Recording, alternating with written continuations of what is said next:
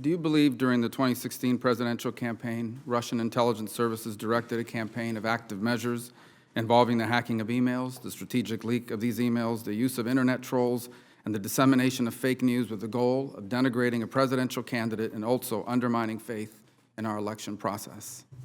Senator, I have had no unclassified briefings because I've not received my clearance yet. However, I did read the interagency report that was released on January the 6th. That report clearly is troubling and indicates that all of the actions you just described were undertaken. Based on your knowledge of Russian leaders and Russian politics, do you believe these activities could have happened without the knowledge and the consent of Vladimir Putin?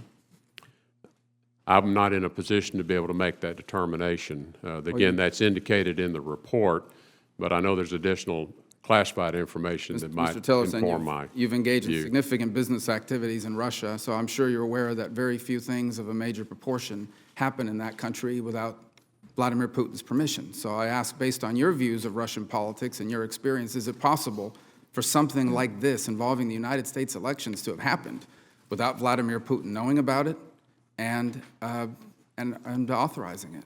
I think that's a fair assumption. That he would have Yes. needed to.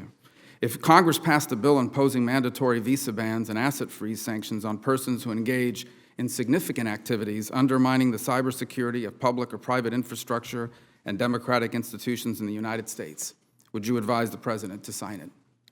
I would certainly want to examine all the corners, all four corners of that. Well, those are the four corners. We would sanction people who are involved in cyber attacks against the United States and interfering in our elections.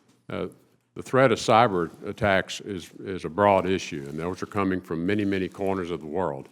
Certainly this most recent manifestation, and I think the new threat posed in terms of how Russia has used this as a tool, that introduces even another element of threat.